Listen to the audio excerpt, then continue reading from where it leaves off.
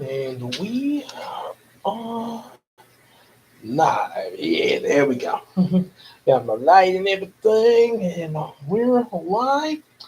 What's going on, everybody? This is your boy King Gabe here, and as you can see, I'm here with a different background here. Well, not so different. Yeah, I've been in here before. It's been a while since I've done a live stream in here, but um, one reason why I could is to say I'm gonna be doing a special video. I ain't gonna say what it is, but I gotta record a special video after the stream. Waiting, waiting for somebody to give me a text there. Um, but for right now, while I'm waiting, I'm live streaming. What's going on, Janara? Glad to see you here and everything. Yep. What do you say? Been announced about this on a little short, but yeah, we're about to go into the Heroes of Dream anniversary book. We finally made it here. Finally, finally made it to this book. I've been waiting to get in there. Well, you have joined on a really good week there. Um, yep. So like I said, yeah, like I said, I meant to start earlier there, but let's just say once I got off work there, I had back to back stuff. Had to get gas, car wash, then try to get something to eat there, and say, yeah, I could, like I say, it was stuff bunched up on me there. But like I say, we're gonna go as long as we can. Like I say, until I hear from and they say from a certain someone here. Um, Gonna text me then on Discord. So yeah, once that, it'll be like probably a little after 9 o'clock when I get that. So yeah, so that's why we're gonna spend our time with this here. Yeah, excited about it. Yeah, yo, say, oh yeah. The twin are they gonna be girls or boys, or is it gonna be like one boy and one girl there? Um, Yeah, what's the what the gender is on your twins there? Oh, okay, cool. I'm kind of honestly, like I say, we're still working. We're still working at it. Still working at it. But and to say, I have a feeling that when that time comes for me and wifey there, when it finally happens, I feel like I believe it's gonna be a girl first. That I'm really excited for that. Could end up possibly being girl or boy. I didn't.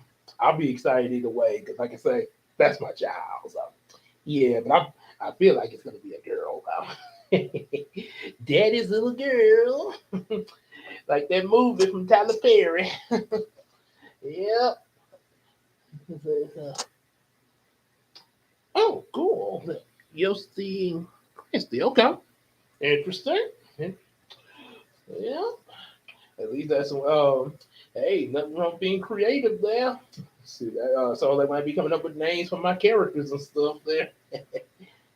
Yep. So this is the Heroes of Dreams season one anniversary movie book, and yeah, I know this.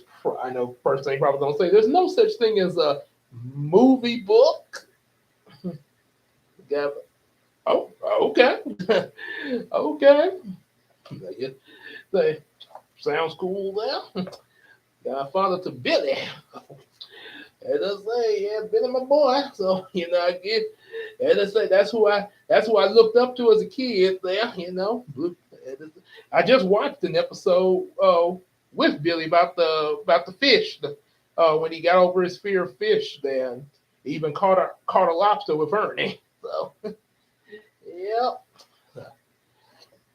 Yeah, so let's go. Okay, so let's go. Try to hopefully I can get through the intro there. Like I said, it's gonna be kind of short there, but yeah, hopefully I can get through this intro and intro and kind of get it started.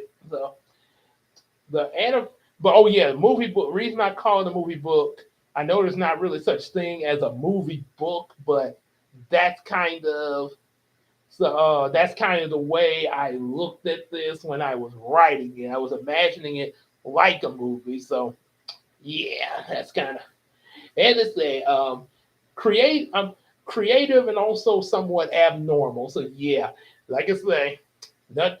One thing about it, Janara, nothing wrong with being abnormal. There, like I say, I'm pretty much the abnormal one in the group of, especially at work. Mm, he's so strange. So yeah, that's me. So yep, yes he is. Yep, yep. Cause as I say, as a kid, because we both wore glasses, and at that time I liked blue. There, that was because yeah, that was how my thought process was as a kid. There, so yep. The rise of a heroic conqueror in a warping reality. 10 years ago, before the adventures of the Dream League, so 2001, there began. There were disturbances in the flow of the universes, causing all of them to have various collisions with one another, and now it's happening again. In order to find the source to stop it, the Dream League is going to need some backup and possibly a cameo guest star, or we could cease to exist. Let's find out what happened. Mm-hmm. Yep. Yeah, like I say, love to the nerds there. And I say, it's a as I say, a lot of nerds like us have the imagination that creates a lot of things like this. So yeah, that's a lot of creativity comes from the nerds. So love to the nerds there.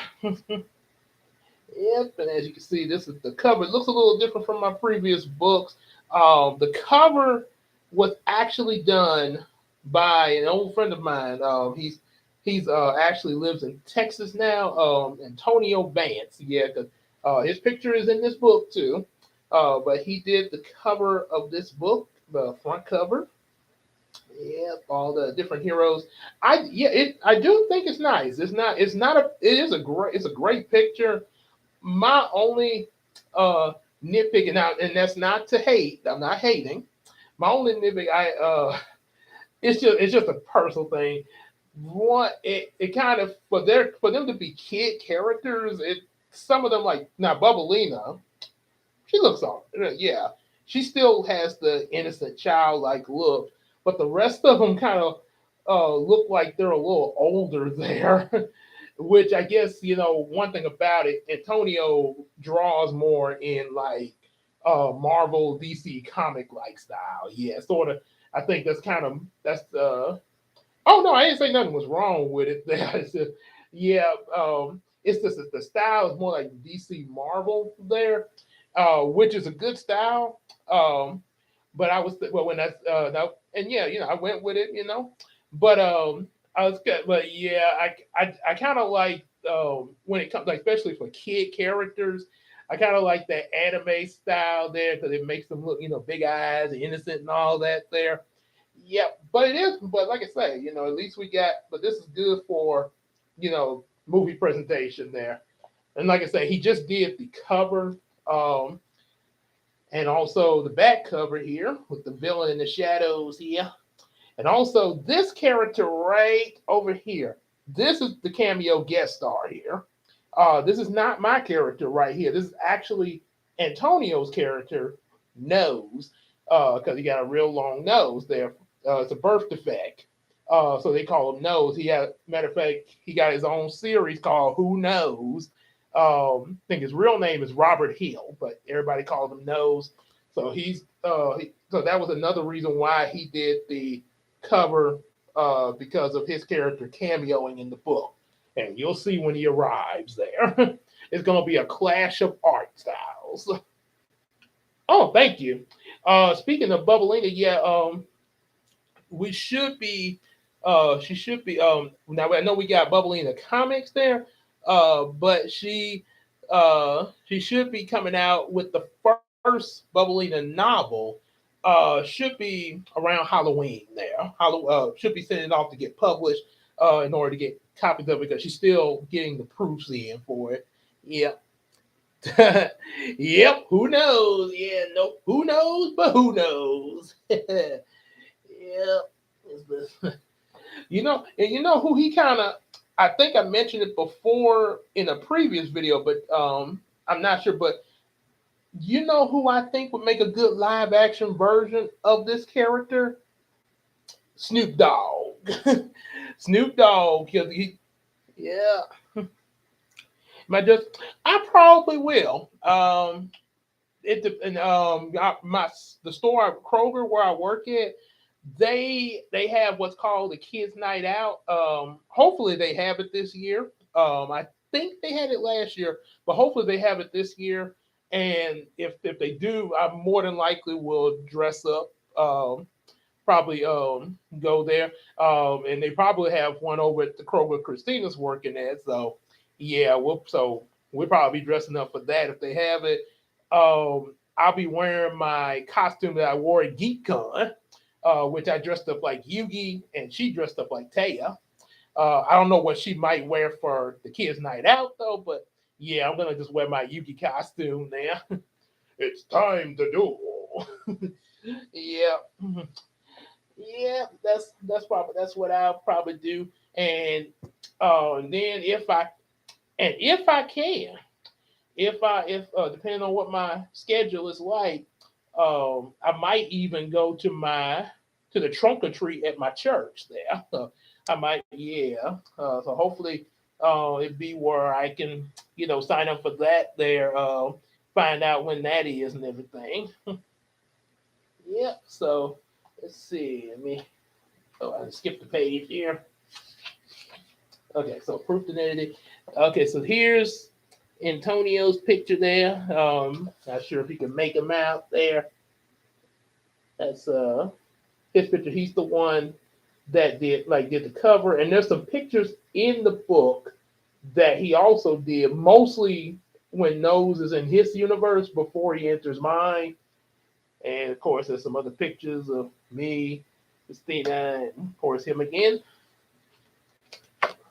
And mhm, okay, okay. Like it's a type of game. It's like that little mini games there. Let's see. Let me see. Let me get a bigger picture. You can get a better view of him. Yeah. The I know there's a bigger. There should be a bigger picture in here.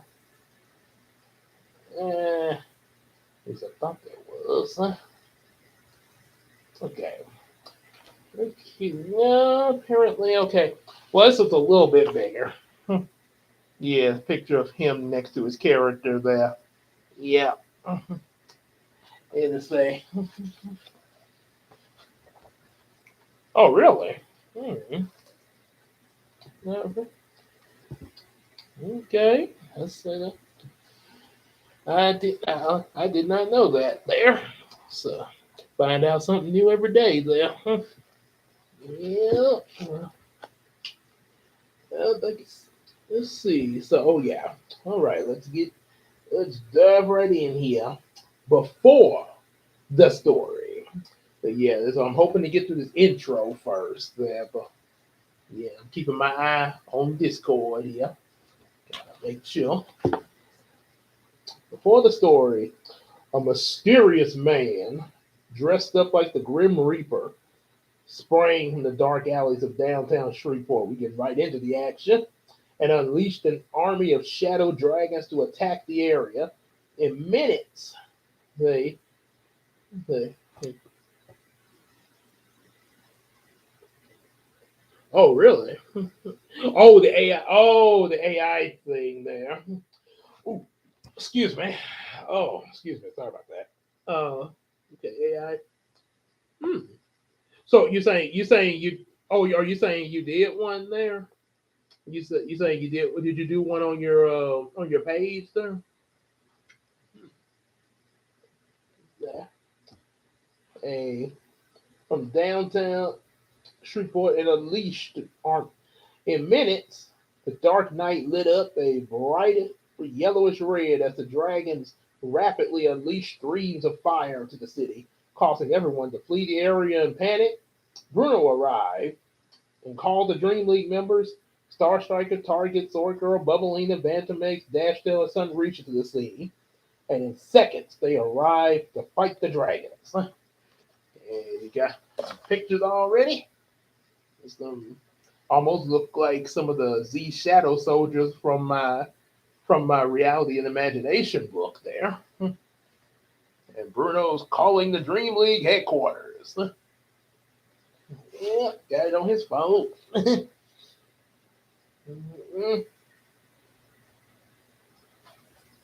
Yep, and here they are. Oh yeah, exclaimed Bruno. That's what I'm talking about. Bruno cheered for the Dream League. However, the Grim Reaper dressed man didn't like his cheering. So he fired a red laser beam from his eyes at Bruno. Bruno didn't notice the laser until he was pulled out of the way at the last minute.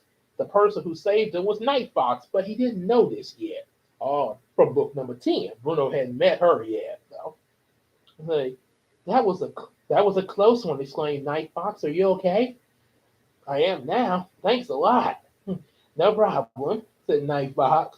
She noticed the dragon flying toward Bruno from behind. Get down, she shouted. After Bruno got down, she waited till it got close enough and destroyed it with her fox javelin. Sweet move, said Bruno. You haven't seen anything yet, said Night Fox. She joined the battle with the others. Hang on.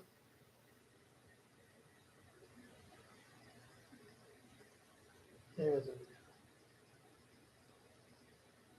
okay, hang on just one second there. Okie dokie.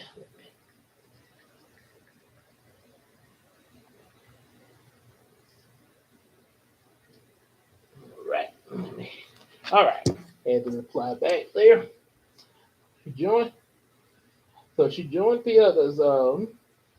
At first they did well, but eventually the Grim Reaper dressed man raised his hands and caused multiple portals to open. The portal started sucking up the Dream League, the Shadow Dragons, and everything else in the city. Bruno tried to hold himself to the ground. Resistance is futile, said the man. Surrender now. No, said Bruno. There's no way you're going to win. I beg to differ, said the man. I'm already clearing away your so-called super buddies. And so, what can you possibly do about it? After all, you're not even a hero. You're just a pathetic failure with no friends. I do have real friends, said Bruno. Oh boy, it's getting a little personal here. You see the Dream League already? Oh wait, one's missing. Ah, there she is. Night Fox there.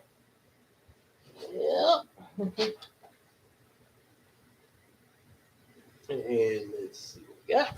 Oh, yeah. Oh, no. No, you don't. Face it, kid. No one has ever been your friend. And these so called hero kids aren't any different. You're just useless to them, as you were to every other kid, and also your teacher. Oh, no, he did not. You're making that up. Suddenly, Bruno was sucked into the portal.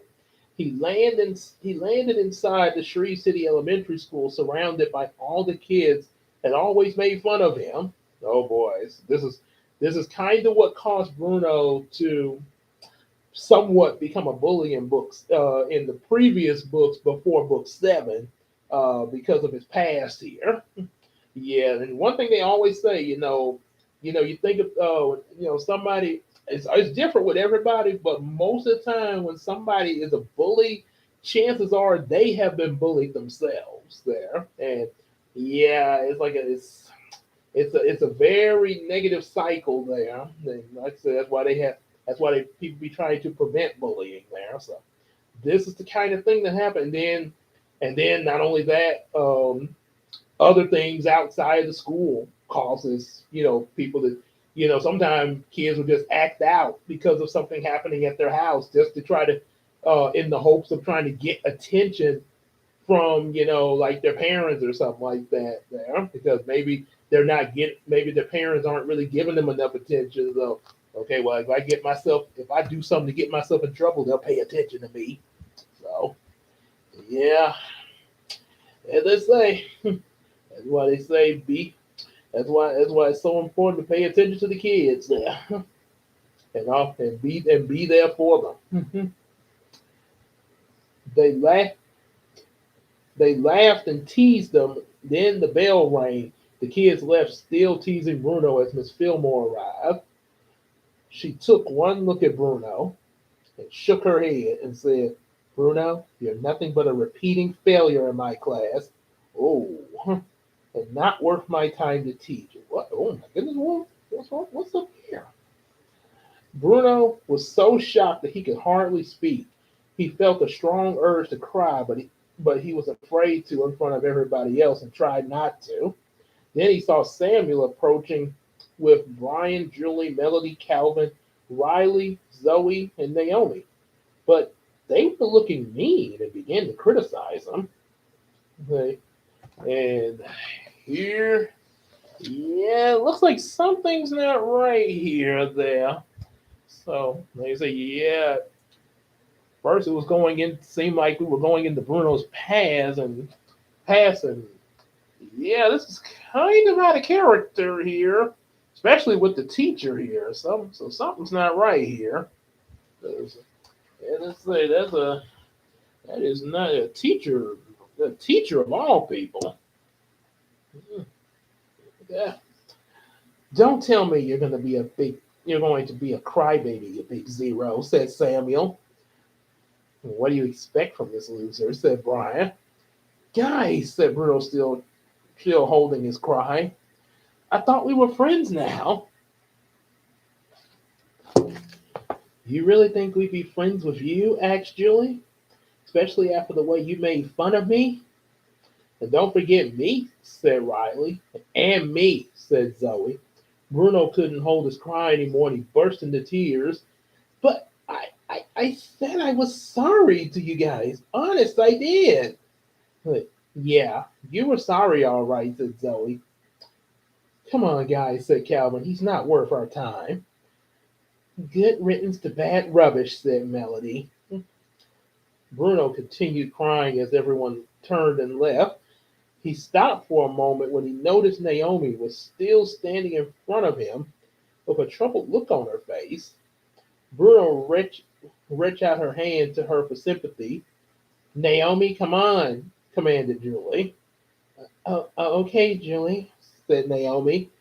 Then she said to Bruno in a firm but meek tone, I'm sorry, Bruno. I'm not supposed to talk to failures. Goodbye.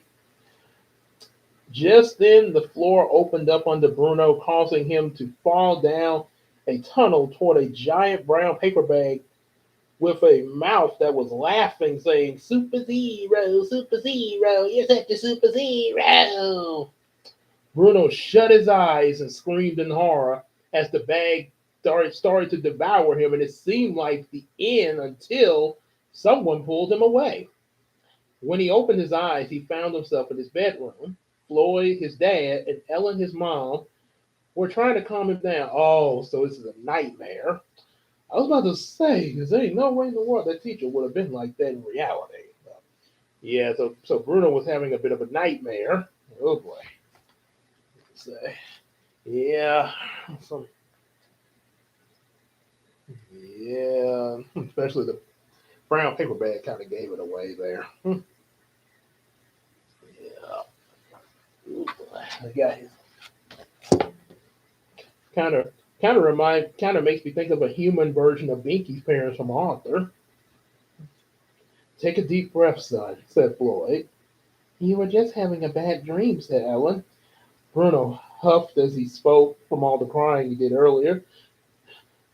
I I don't think it was.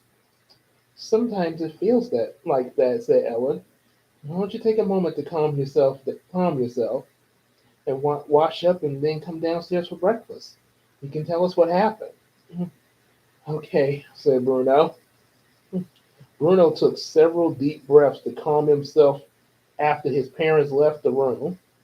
After that, he started to think back to January of 2011 when he got his report card. The grades on it were a few C's and a few D's. He told his parents he would do better. However, the next report card got worse with one C, a few D's, and a few F's. Oh my goodness. Ooh. It started to remind me of this part. This is like a flashback of me in the eighth grade. Yeah. I kind of had some really rough patches in eighth grade. That's what eventually led me to summer school. Yeah. Bruno was so upset that he was afraid to show his parents. He tried to hide it, but it didn't work. His parents found out that he had forged their signatures on some of his recent progress reports leading up to the report card. Oh boy. Okay, I'm gonna say it. Um, no, okay, so a lot of stuff that kind of linked with me goes into these books. So in middle school, back in the eighth grade, I had, like I say, I didn't make the best of grades. I started off decent, but but then there were times that I wasn't really making very good grades there. Most of the time in the eighth grade there, and so there were. I remember. I think it was either a progress report. I think it was progress report, and also sometimes we had like tests that they would say, okay, here's like they'd be graded and say, okay, take these to your parents and have them sign after they see how you're doing on these tests here. So we had so there was a just like Bruno.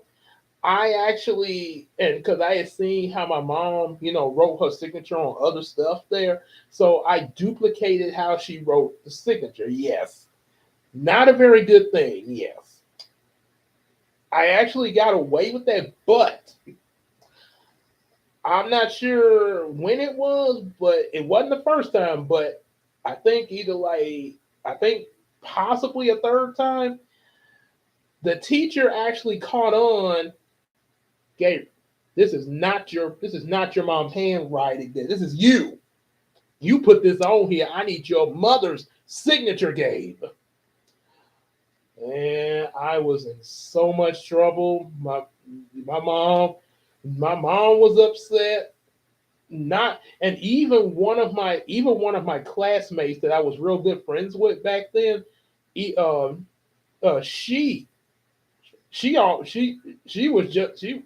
I think she was upset just like my mom was when she found out because she kept looking at the at what I had forged the signature on, and then she looked at me, Gabe, how could you do that? Mm.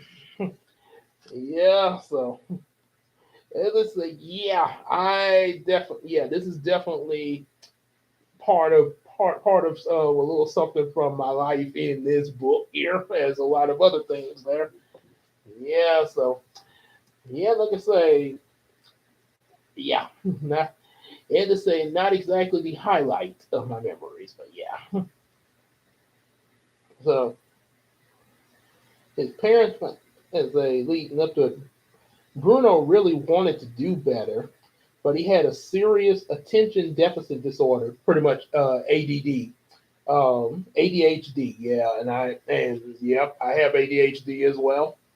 Also also a little bit autistic, like my wife is. So yeah, that was yeah. That's although he was on medication to help him with it. That was me. To help him with it, some of the kids made fun of him about it. The kids had been teasing him before, but now it had gotten worse, causing Bruno to stress over it. He wasn't very good with being sociable, and he really wanted to get along with the other kids, but they didn't give him a chance. He tried being the class clown, which seemed to work for a little bit, but it got him into trouble. Yeah, Yeah, like if I wasn't exactly the most popular kid in my class there. Ooh. I probably may have done that a little bit to try to fit in there. And I also remember, I don't know if anybody ever watched Parenthood, but this girl Cece, because because she wasn't fitting in with the kids, so then she started becoming a class clown there. Yeah, it's like so. Yeah, that's another reason why a lot of times kids will become a class clown to fit in. Sort of like SpongeBob with ripped pants there. He, he tried being so. As a result, Bruno failed the third grade, and he had to repeat it. Bruno was really upset about this, and he knew the kids would tease him more. However, he figured if he continued being the class clown and made fun of other kids the same way they made fun of him, he would at least get some friends despite being held back. When school started in September, he started acting just like the kids who made fun of him. When he made fun of Samuel a lot, then when Julie, Melody, Calvin, Riley, and Zoe first arrived in Miss Fillmore's class back in book 7, he made fun of how Julie introduced herself to the class. His insulting jokes hurt her so bad that she cried. However, when Bruno insulted Riley about helping his mom in the beauty and nail salon, Riley stood up to him. With Brian's help, they helped Bruno realize that making fun of others was not the true way to have friends. After hearing that, Bruno felt really bad about what he had done, apologized to everyone that he made fun of, and asked for forgiveness, and if he could be their friend. It wasn't easy, but Melody quickly forgave him and welcomed him to be friends with her and the others. And she reminded everyone that if they didn't forgive Bruno, Jesus' Father in heaven would not forgive them. Samuel, Brian, Julie, Calvin, Zoe, and Riley were happy to forgive Bruno, and they became great friends. Yep. Once Bruno, oh, there is probably I know we've seen these pictures in the previous book, but yeah, little flashback there. Yeah. Once Bruno felt a little better, Hey, he went to wash up. He went to wash up and head to the kitchen. Once he got once he got there, he noticed Samuel, Riley, Brian, and Calvin weren't there. Bruno asked his parents where they were, and his dad told him they got an emergency. They got called for an emergency mission in Kyoto. That's what he wants you to think," said a sinister voice. Bruno jumped up in fear and looked around to where the voice came from, but he didn't see anyone other than his parents. Then he heard the voice laugh evilly and mockingly. Bruno was scared and a little upset. Floyd looked over at Bruno, noticed him looking around and starting to sweat. He asked, "Is everything okay, son?" "Didn't you hear someone laugh just now?" said Bruno, almost like making me. First thing I'm imagining is Green Goblin laughing from the first Spider-Man movie. Ooh, who's there? "Don't play innocent with me, Osborne. Over here. That's right. Me, your greatest creation. And think of all we can do." Yeah.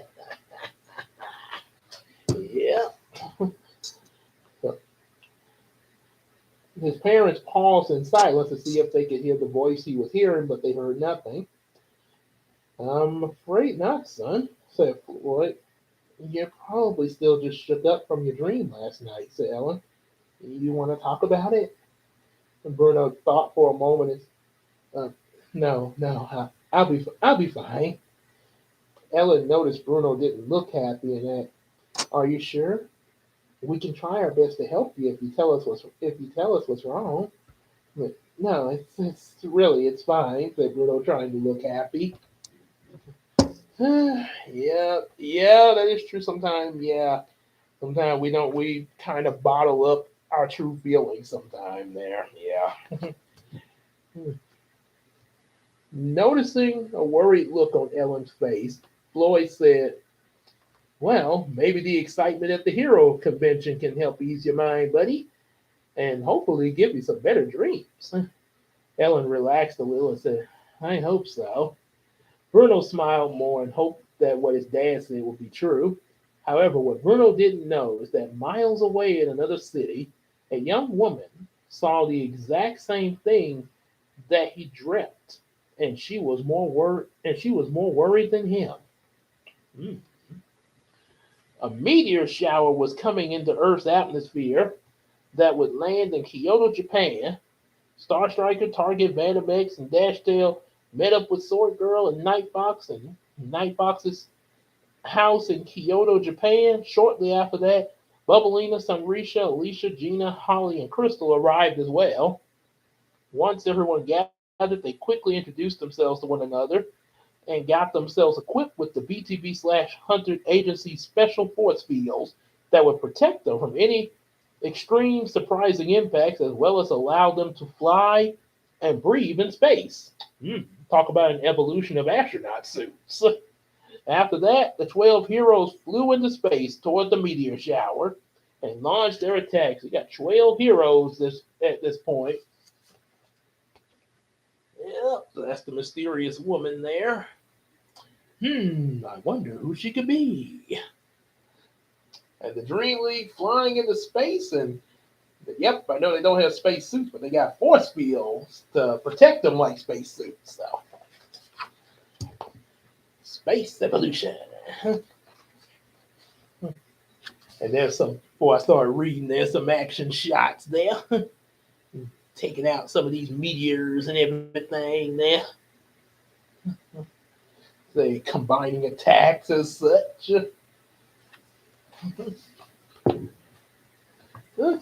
Star laser, says Star.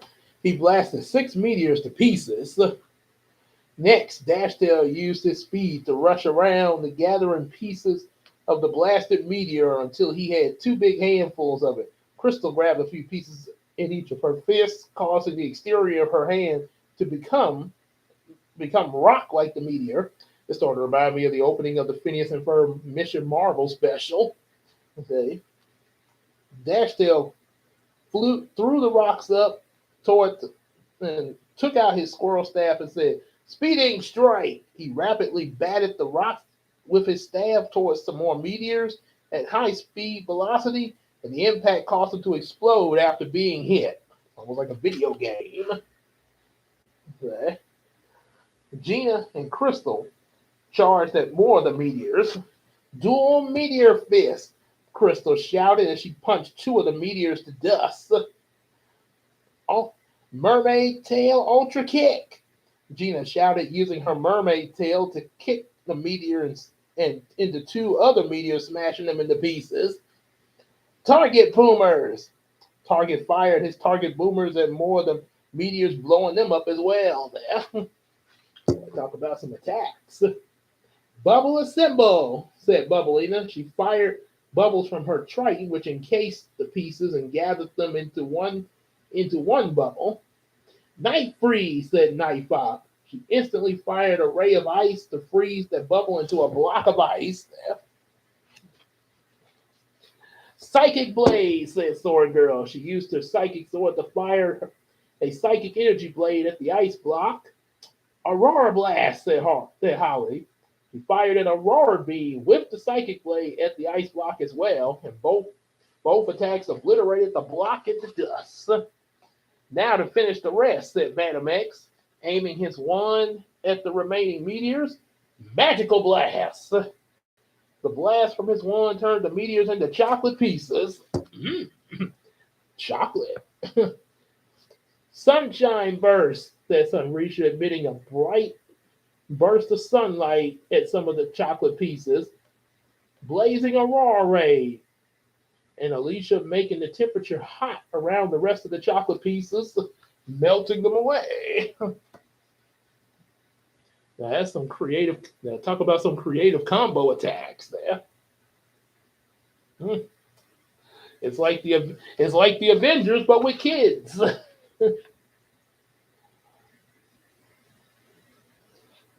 Bubblina. The heat from both of the attacks caused them to melt into hot chocolate, and Vantamex then gave everyone a cup to catch the hot chocolate. Oh my God. Well, looks like we did it, guys, exclaimed Star.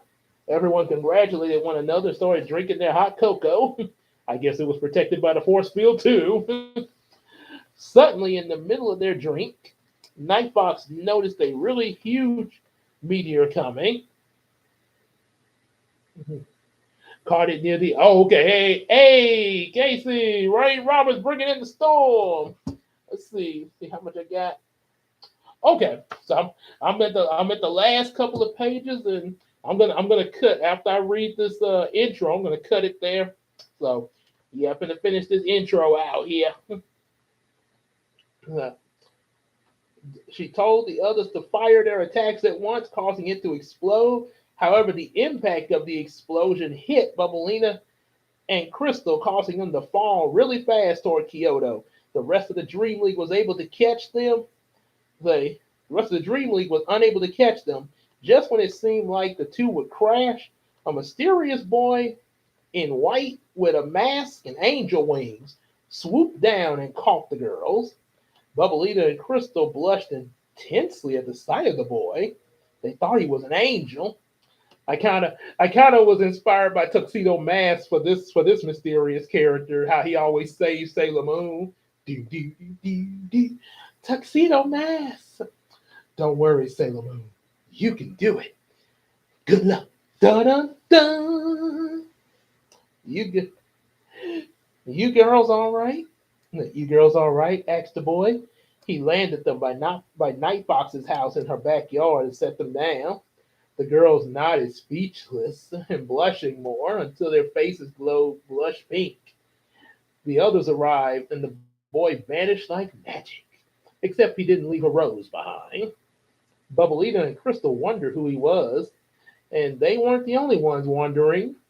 In another dimension of Earth, in Shreveport, Louisiana, a guy named Robert Hill. Now we got Nose in here. Yeah, and that's one big change. Like I say, I think this was a better change to have him in another dimension here. So some of the recent events that occurred back with the Dream League and Bruto were playing on the TV in clips as a trailer for the Heroes of Dream Season 1 anniversary movie special. So it's a TV show in Nose's world that was coming soon. Nose had seen some of the episodes of Heroes of Dreams, and he became excited to see the movie. He called his friend Kevin to tell him about it. Hey, Kevin, said Nose. Hey, what's up, Nose? Said Kevin. Did you hear about the movie special for that Heroes of Dream anime? Said Nose. Yeah, I saw that commercial. Like, man, that looked pretty epic. I know. It's gonna be some more. Looks like it's gonna be some more heroes. And could you imagine if we were in that movie? Now, I wonder what that would be like. Nose grin thinking about it. I'm pretty. Gee, I wonder if that will happen. Yeah, here's the hot cocoa here, and the mysterious angelic character. Do, do, do, do, do, do, do, do.